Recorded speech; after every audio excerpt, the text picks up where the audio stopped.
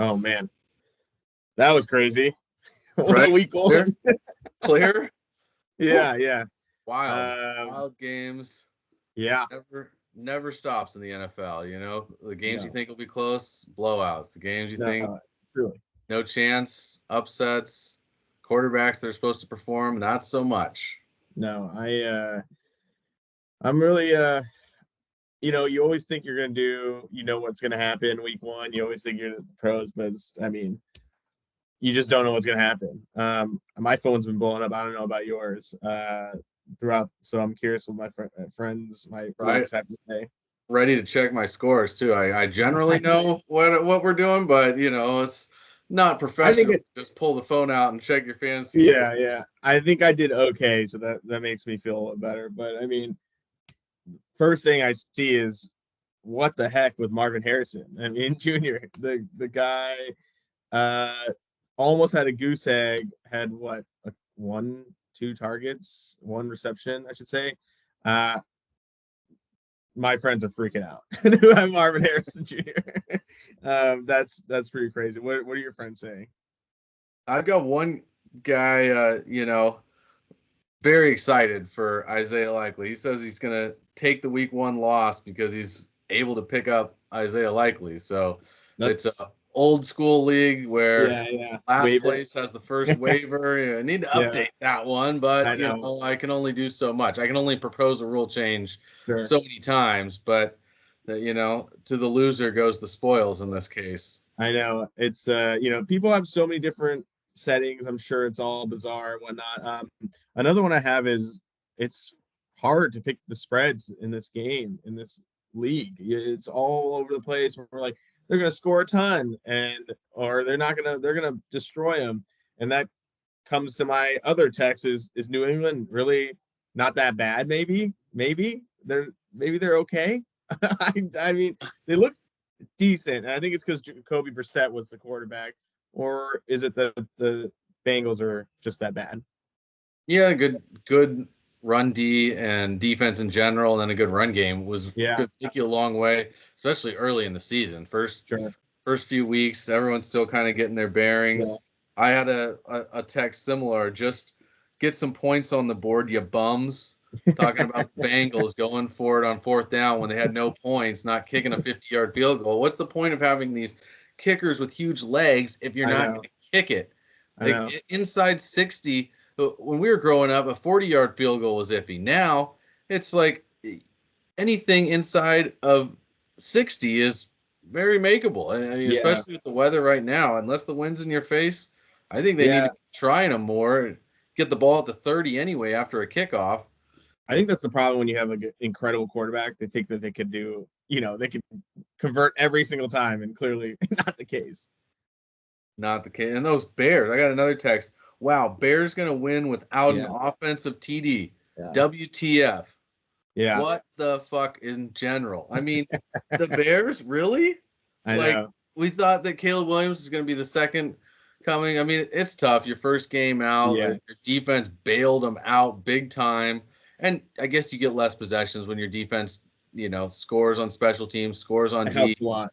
But Will under Levis, man. 100, Oh under God. 100 passing yards.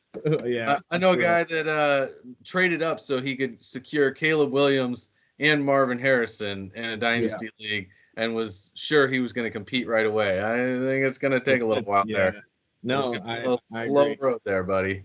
Yeah, I know. It's it definitely, we'll see how these rookies pan out. Clearly the rookies were a big talk from our friends in week one, but there were a ton of overachievers that we were talking about throughout the show.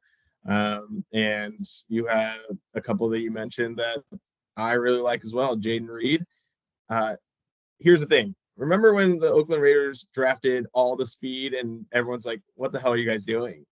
This is not how you play football. Well, it works now. Apparently, it works pretty well. And Jaden Reed is one of those examples of those players. I thought he was an incredible performance. He was coming on at the end of last season, and it clearly shows that he's going to continue to improve. So I thought he was spot on when you said he's an overachiever this week. As for J.K. Dobbins, I've always liked J.K. Dobbins. I drafted him in the second round, third round of my dynasty league last year, and then he goes into trying to goes to a new team, same scheme, and what lo and behold, 10 carries, 135 yards, and a score. So J.K. Dobbins, man, that guy has the talent. I think it's all about him staying healthy, but I really, really like him this season as well. And then I think you had Alec Pierce, who came out of nowhere. Like I think that Anthony Richardson, I think you mentioned, Anthony Richardson, that guy's a beast. I could not believe the things that he was doing out there. And I'm not sure if, I think Alex Pierce, this is a system of can he continue to produce with a lot of targets there. So we'll see what happens. Anything on your end on my overachievers? Yeah, I mean Isaiah Likely, this guy, everybody's been talking him up, and now we finally see it. I mean, just targets for days, productive. I mean, we would have taken his stat line from just about any wide receiver in the league this week, but let alone a backup tight end or what we thought was going to be a second tier tight end. He looks like he's locked in as a starter in fantasy. He's going to be a hot waiver wire pickup. We talked about him as a guy to target in dynasty. Like, this guy is as productive as you could hope for from any sort of receiver. He looks like him and Lamar have really good chemistry. I think he's going to be a guy that everyone's excited to have on their team. And we'll see how the split goes with him and Mark Andrews. But I think this is one of the few offenses in the NFL that could actually sustain two tight ends. They have a tendency to throw underneath, a lot of play action. Yeah. They love having multiple tight ends on the field. We might see 3 tight ends on the field now trying to show the run, let Derrick Henry come downhill and then play action off it, little boots and waggles, the tight ends. I mean, they were chipping and then going out to block, going out on routes. So Isaiah Likely's a guy that I think people had that suspicion that he could perform this year, but not at that type of level. Quick question: if you were to use your fab money, how much percentage would you use? Would you say drop the bank for him, or would you? I think it depends on where you're at tight end. If you missed out on those tight ends, or maybe you've got a guy like that's not looking too healthy after the first week. I think Ferguson got banged up this afternoon. We'll see how bad of an injury that is, but someone like that, I think it's worth spending over 50%, maybe 50 to 75%. Wow. I don't want to blow it all, but I don't think that Likely's going to come back to earth. Like, I think this is the beginning of an ascension for him, and I think Mark Andrews is going to eat into that as he gets healthier. He's a little slow from that car accident still probably, but he's older now too. It's time. We talked about that too, how many tight ends busted, and so I think if you look at a guy like Isaiah Likely and think he can produce even half what he did in week 1, he's worth that type of fab money. Totally. Jaden Daniels, man, that guy was as advertised. Other rookies, not quite so much, but his passing, left something to be desired. We thought we were going to see more of the deep ball. We talked about Terry McLaurin as an underachiever, but Jaden Daniels with those legs, 2 touchdowns rushing. I mean, just anytime things broke down, he was able to break contain, did a good job avoiding hits. Still needs to work on a true slide. He's kind of going head first. These rookies learn. Hopefully one day. Kind of looks like a trick on Wave Race or something, He's going for the double barrel roll. But I mean, in college, you didn't have to dive much. That guy could outrun most people. So it's that rookie quarterback runner. Rookie in him. Yeah. You'd think the water slide camps would have worked a little better. Yeah. Maybe the slip and slide's coming back out at some point, or maybe he's going to be spring training. Might. It looks like he's athletic enough to play in the majors. Like, he's no Kyler Murray. He's faster than Kyler Murray. I don't know why not. Oh my God, yeah. And Godwin, man, another great call by you for week 1 overachievers. I mean, Chris Godwin was going as more of a 3 or 4 wide receiver, but he produced like we've seen him in the past, and they move him back to the slot. I think it changes pretty much the whole dynamic for him, and Baker blew up. I don't think we're going to expect Baker to do that every week. 4 touchdowns, nearly 300 passing, but Godwin is going to be the second receiver in that offense. They don't have a strong tight end that you're looking to get passes. Mike Evans is Mike Evans, and he's still going to be Mike Evans, but Godwin can also produce as long as Baker's out there slinging it like that. I don't think there's a problem. Yeah, I think that's that's your overachiever, Baker Mayfield. I think we don't give Baker Mayfield enough credit every season going into we don't give Mike Evans enough credit when we go into all these into the week one. We always think that they're over the hill. They're not going to make it. This offense can't continue. Rachaad White, not very productive, and he's not. But this offense gets going, and this offense, I think need to give Baker Mayfield a little more credit. 4 touchdowns again. The Commanders are not anywhere near a good team yet. They were the 3rd overall pick, as you mentioned, with Jaden Daniels, but I do think that Baker Mayfield will be able to play strong. And another guy that we really liked, Tony Pollard. I mean, we didn't know what was going to happen in the Titans backfield. We didn't know if it was going to be a split. Tajay Spears had out-snapped Derrick Henry by the end of last year, so we weren't sure what would happen, but it looks like Tony Pollard's the guy. And so if you got him late in your draft, you're pretty happy, because I don't see that changing. He was very effective. And if Will Levis continues to struggle throughout the season, like he did at the end of the 4th quarter, I don't know what happened. He got body swapped or whatever, but I think Tony Pollard's going to be the bright spot of that offense. Yeah, I think that Will Levis is starting to show that he's not a first-round pick for a reason. And there's weapons there, but they're not exactly high-end weapons to throw to. Right. Making it tough. I mean, maybe, in a game like that, when they had that big lead, it felt like they should have been able to hang on to it. So maybe they're feeding Pollard a little more than they would late, but sure. We'll see how it goes later. But Will Levis looks like a guy you're going to want on your bench in Superflex, and don't even worry about him in 1 QB leagues. I love your call out for Rashid Shaheed.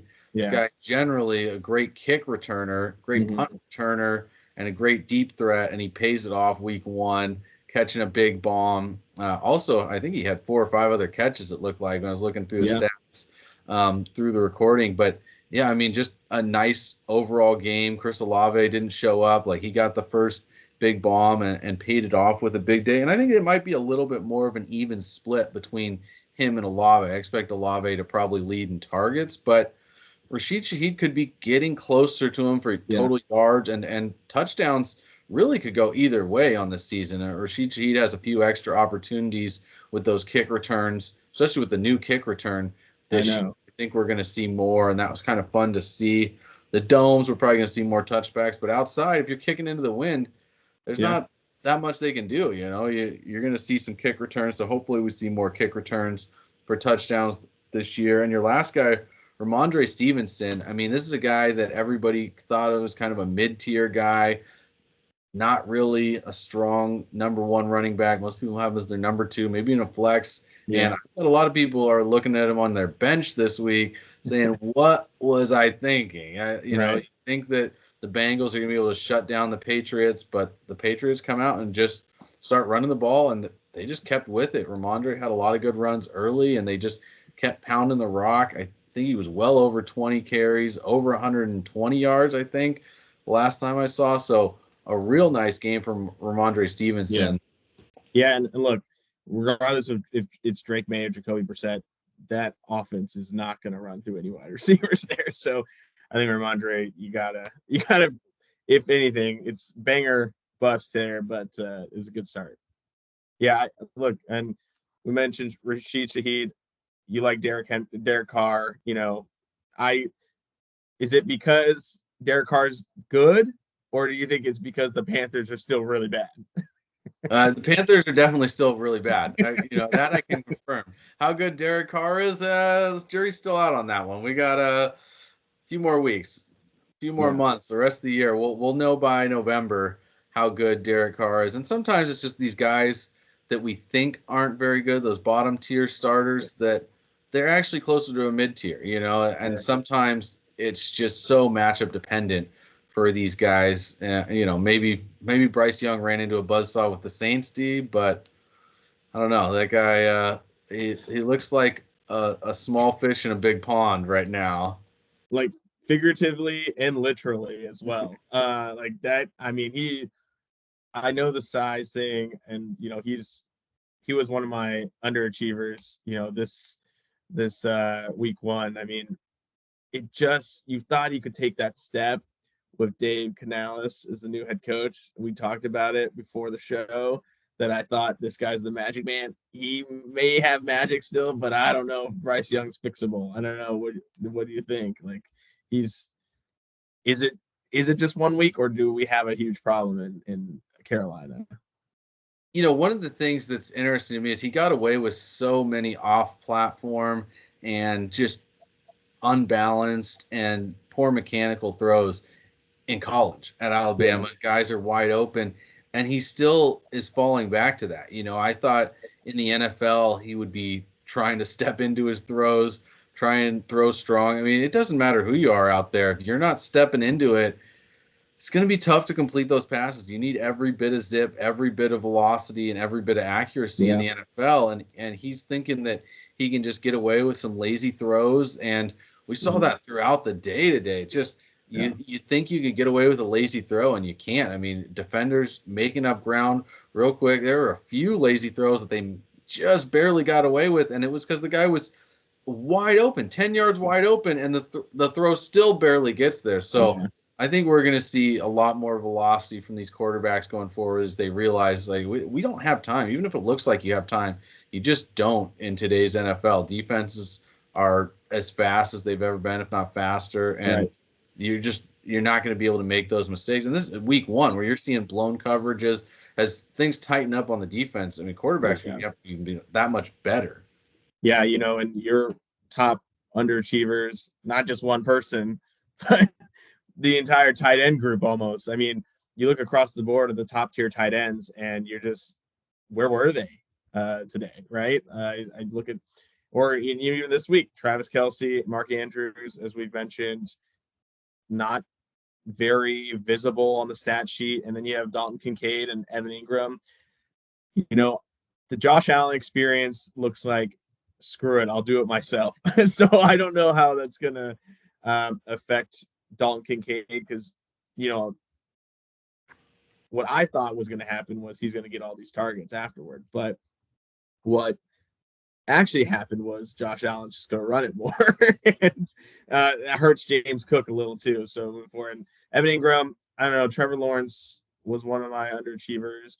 He only threw it 21 times. I don't know how many targets Evan Ingram's going to get in those areas. So we'll see where Evan Ingram goes. I'm not so worried about Travis Kelce and Mark Andrews. I think defensively, people are preparing for those kind of guys, but I don't know about Dalton Kincaid and Evan Ingram. Like, that could just be the schematics of those teams this year. So I am worried about half the group, but I think the other half is going to be okay.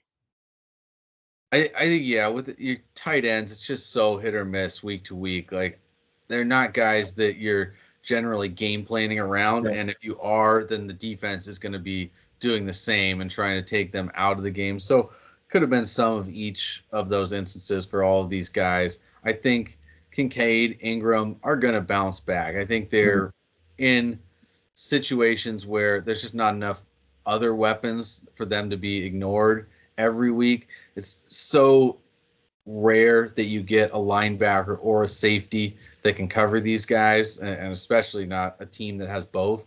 So you're going to see the coaches get back in the film room, look at what worked and why it didn't work last week for the tight ends, and start scheming some different things up. Maybe they're lining them up in different places, moving different guys in motion, dictating, helping their quarterbacks understand what the coverage is before the snap, like you see some of those teams do a really good job of, and some not so much, as we saw with the Falcons. Did you? I mean, we didn't see much of them because they weren't really in the red zone. They weren't really in offense or defense, or, if they had a really good field goal blocker on their team, they might have had a chance. It's like they needed to bring Cam Chancellor out of retirement, have him jump over the line and block field goal. If they had known that was going to be all, how do you lose a game at home where you don't give up a touchdown? Well, you 6 just field goals. look absolutely sluggish on offense. And 6 goals. I mean, Arthur Smith is not a good head coach, but boy, that offense looked worse than when Arthur Smith was there last year. Yeah. I mean, I understand. Look, Kirk Cousins coming off the Achilles, not going to be healthy right away, new offense, but you're probably starting to hear whispers, tiny, tiny, tiny whispers of, is it Penix time? So Kirk Cousins got to get it together soon, or it's going to get louder. And that was one of the most unfortunate decisions, I think, really. You go into the season, the guy's coming off an Achilles less than a year ago. You're never going to get a better opportunity to say, hey, we've got to sit this guy and wait, put him on the pup, give him 4 weeks, let the fan base see Michael Penix. Yeah. And then if Penix is just blowing things out of the water, you can keep him. You don't have to go to Cousins right away. You can just bide your time. But if he looks like a rookie, if he looks like Caleb Williams or some of these other quarterbacks, even Jaden Daniels, what he did with his arm, Michael Penix isn't going to give you that with his legs. Sure. So let the fan base see what it looks like with Penix, then bring Cousins back. Because rushing a guy on an Achilles just seems like a no-win situation, especially when you've got a top 8 pick overall waiting in the wings. Let the fans see that so you don't get those rumblings and those chatters and that desire, because that's a very, very tortured fan base. And I think I want to call them cursed. I think the only thing that they have going for them is the University of Georgia. The University of Georgia has actually made the Falcons fan base tolerable, because at least they're almost all Georgia fans. Not everyone, but a lot of them. Georgia winning a national championship at least makes their heart feel a little bit better. And, they can keep hoping the Braves make the playoffs. There's some other things going on in Atlanta. Just patience with the Falcons. Yeah. I don't think Kirk Cousins, anybody expected him to be at full strength. And so, I think a lot of people actually did expect him to be at full strength. And it's just one of those things, coming off an Achilles, it takes time. I broke my leg 5 years ago. I'm still hobbling around. Just barely got to my first F45 class. I mean, it's tough to be out there in a young man's game. Kirk Cousins is our age. I mean, he's closer to 40. He's on the tail end. So it's tough out there. I do think people forget about the quarterbacks and how old they are. Some of these players, that they continue to perform, and sometimes injuries take longer for these guys. Speaking of quarterback and team that underachieved, what the heck, the Bengals? Like, what are we doing? Yes, I get it. You're out, T. Higgins, and your offense kind of out of sync, but the Patriots aren't even starting their number 3 pick. They're what they are, and yet you put out this abysmal performance on what is supposed to be a high-powered offense.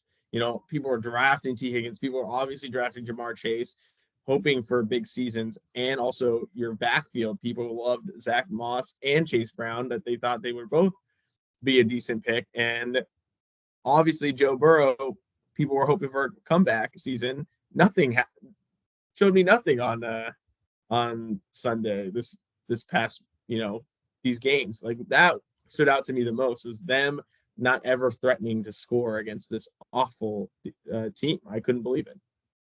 Yeah, I think the Patriots D is probably pretty underrated. Maybe one of the most underrated defensive units. Gerard Mayo, he's the head coach now. Yeah, you've got a guy that had been a rising defensive coordinator and assistant for years now. He gets his opportunity to put his mark on his team. I'm sure there were things that Belichick was doing that he didn't agree with, he didn't like. He was like, let's change this up, let's change that up. And so now we're seeing what it looks like with a new guy in charge. And for the Bengals, Joe Burrow is coming off of surgery to his throwing hand. He's been not able to throw all offseason. His injury was one that we almost never see a quarterback with. I don't know of a quarterback who's had it before. It's more of a baseball injury, and you can't throw for a long time. So he doesn't have his velocity. And then throw another wrench in, just pull a hammy midweek. T. Higgins, your Yeah. game plan's built around him because you don't know if Jamar Chase is going to be there, and then he disappears 2 days before he's supposed to go to work. I mean, Yeah. that's a tough situation for anybody. You know, if you didn't show up for the show today, I don't know if I would have been sitting here on my own. Would they call in a sub? I don't even know if they have the resources for that. They No, probably just offer me like hazard pay, you know, a extra stipend, maybe a bathroom break. I don't know what they would do to incentivize me to do it all on my own. But yeah, we don't even have interns. They couldn't even pull an intern out there to sweat on camera if we needed them. some producer is going to step up to the plate and tell us he's ready for the big time. Right, exactly. Yeah, they are a mess. How long they take to figure out that mess and clean it up, it's gonna be interesting to see. But you know, it is a team that a lot of people are depending on. So we'll see if they are able to make it through at least soon, fast. It shouldn't be that bad again, but who knows? Might take a month or so. Bengals, you know, they're a cold weather team. It's a little hot True. for Bengal. You got to get in the shade. You know, big cats don't like to hunt when it's this hot That's out. true. That's true. You thought Caleb Williams and the Bears underachieved. We kind of talked about it a little bit. He is the rookie and looked like a rookie, and a reminder is going to take time. He was doing some things you mentioned with Bryce Young doing at Alabama. He was doing some stuff that he thought he got away with at USC that he will not get away with here in the NFL. He was scrambling in the back, trying to do twists and turns, kind of get away, and almost fumbled a couple times, almost cost them, you know, bad field position and all that. He also missed Keenan Allen on a couple big throws, wide open throws that I thought were a big, you know, tell that he's just not up to the speed yet. I think that if you were to give me Jaden Daniels, who cannot throw, and Caleb Williams, who's showing a little bit of throw, you know, a little bit of a threat in the passing game, I think I'm going to take Jaden Daniels for the rest of the season after this, you know, with by far. I just, Caleb Williams is going to take a little bit to get adjusted. He has the weapons, but I don't know. He just right now looked like the biggest rookie out there. He looked like not as bad as Bryce Young last season, but he looked like the game was a lot faster than he was expecting. Yeah, these quarterbacks really, you know, there's something to be said about sitting for a year or more. Yeah. It's one of these things we haven't seen the NFL go back to it, but I think it might start happening sooner than later because the backups are so much better in today's NFL. You start a backup all year, you're probably going to get another high pick, but you just don't put that toll on that rookie quarterback. And we've only seen a few that sat for a whole year, and it worked out for them. Playing right away, we're thinking, oh, second year, they're going to look better. Well, don't look now because you don't want to see the Carolina Panthers play any football. We talked about it a little bit. Bryce Young, goodness sakes, this guy still just weak, wobbly, undisciplined throws. He was supposed to have a weapon in Deontay Johnson. Like, if you don't get him the ball, it's not going to help. You know, you got to at least, you know, what happened to just taking a 3-step drop, planting your back foot, and firing? I mean, these guys are just not going through progressions, not looking through things right, and it looks like guys that still aren't ready to start. And you wouldn't expect that from a guy in his sophomore year with a revamped offensive coordinator, offensive system, brand new head coach. Yeah, so, you know, before we have to go, we saw a ton of games. Are there some guys that people should target in Dynasty? Like, what are you looking at? Like, who are you trying to already scheme with to try to steal from? All right, I've already put out some feelers immediately as soon as we got off air. We've only got a couple more minutes before we're able to actually get out of here, as if there's going to be breaking news. We're not going to find out what any of these injuries are until tomorrow, later this week. But, hey, if you got guys panicking on Marvin Harrison, go ahead and offer them a first and a second for him. You know, it's going to take a good haul to get him away from somebody, but whatever you thought you were willing to give up for him before week 1, do it still, because this is going to be his worst game of the season, you would assume. If he has a worse game, then double down and offer that trade again, because it's only a matter of time before a talent like this takes off. Yeah, totally. I have a couple. We talked about Caleb Williams really quick. I think he's still going to be really good, but now's the time to pounce for sure for all the reasons. He will develop soon. And then target some Green Bay Packers. Malik Willis, in for Jordan Love. That guy can run. And Emmanuel Wilson, good backup. Had some explosive runs. I like those guys.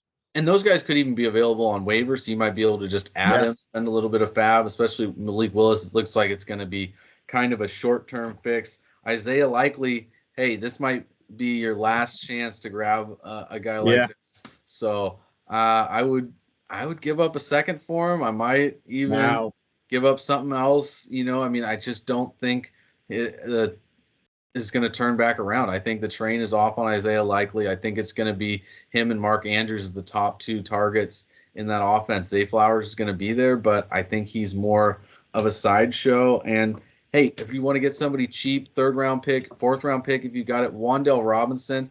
Yeah. Daniel Jones is not throwing the ball, and I don't think he can run right now. So 3 yards downfield, that's Wan'Dale Robinson territory all day. I think he's going to get plenty of targets, plenty of catches. He's going to be a solid bye-week fill-in, injury fill-in.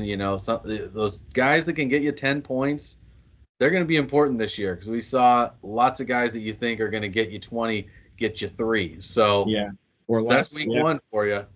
I know. That was crazy. All right. I think producers are clearing us. I think we're good now. Hey, we got to go home. Let's go watch the Sunday night football game. How about that? Yeah, we're kind of home. Awesome. Nobody knows. All right. I'll see you next week. All right. Take care.